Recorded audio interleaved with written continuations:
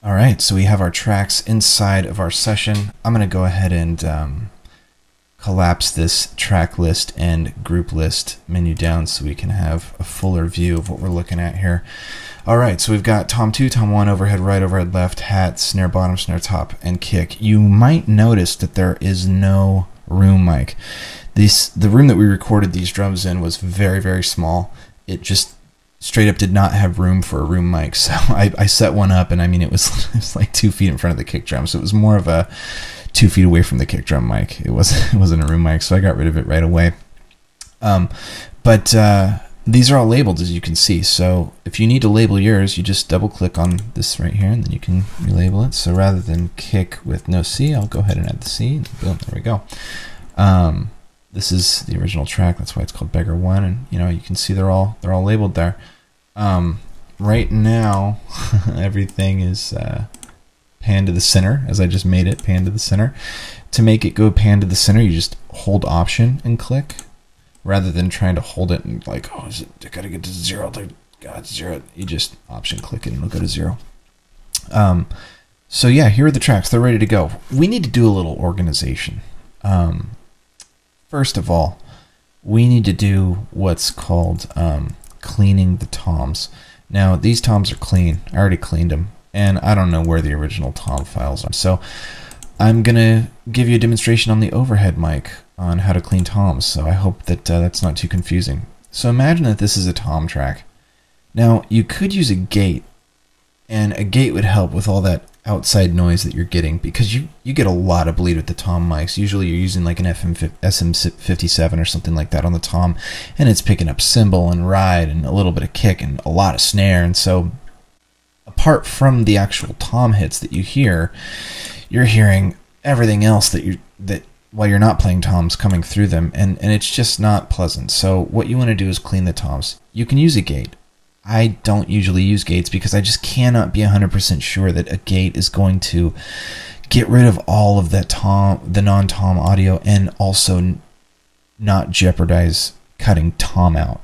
So you don't ever want to cut Tom out. He's a nice guy. You got to leave him included, and so you don't want to cut him out. So that's why I don't put a gate on my toms.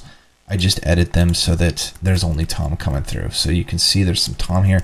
Here, let's check out what it sounds like where I did edit it, and you can sort of hear some bleed.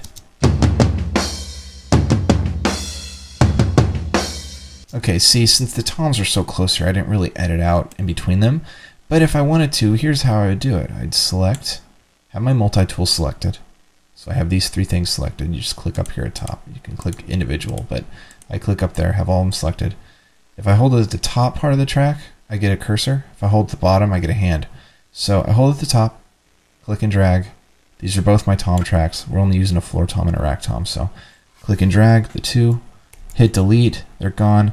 Now, to fade them, I can do one of 2 things. I can do one at a time, fade in, I'm gonna hit Z and undo that, or I can fade out like that. I'm gonna undo that. I could highlight and hit Command F, and it'll do both of them at the same time, and it'll say, what do you want to do? Do you want to do this kind of fade or that kind of fade or whatever? And then I hit OK, and it fades both of them.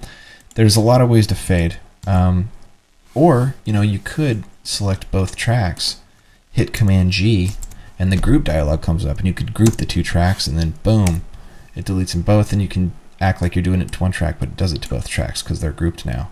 And then you can go through and delete what you don't want and whatever. And then say you get to a part where this one's playing but this one's not, but if your groups, you don't want to do it, you can just hit Shift Command G and it turns your grouping off, and then you can go back in and edit it how you need to, and do it to one, and then to the other. You just kind of go up there, and then you hit Shift Apple G again, and you're like, I need to get rid of it all right here, and boom. So you can start working really quickly once you start learning a couple shortcuts, and I highly recommend you learn some shortcuts just like that, just like Shift Command G to turn grouping on and off. It's a huge asset, and I am grateful every day that I've learned some of the shortcuts.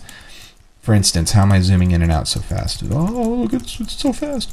T and R. T is zooming in, R is zooming out. I mean, my T and R are practically worn off on my keyboard because I use them so much. You want to go look at something, get in there, you can hold them and they go faster. You can use 5, 4, 3 and like 6, and that they have like preset zooms, but TNR, man, gets you there. I just use that. Oh, there's a little clip, and go in there, and I choose the pencil tool freehand, and I can redraw the line, and boom, you know. So there's a few shortcuts. Once you learn them, it's amazing and awesome. So clean the toms. Clean the toms. Use a gate if you want. Do what you want, but I would definitely clean the toms. And you know what? I don't want those toms to be grouped anymore, so I'm going to click this little box here, open up the group list, and then I'm going to select group 1, which is the toms. I could rename it to the tom group, just, you know, right click and hit modify and then rename it to toms. But I don't want it there anymore, so I'm going to go ahead and right click on it and hit delete, and delete that group. So now it's not a group anymore. We can group them later if we want to. But anyway, clean the toms. Use a gate if you want to shortcut it, or go in there and actually clean them out. You won't regret it, because then you get actual tom. And now let's check it out. It's clean. Beautiful. I mean, it's just clean toms. Just get your toms clean. You gotta have clean toms. Okay, so we got everything in. The toms are clean, and we're ready to start doing a little organization with the tracks. So let's do that.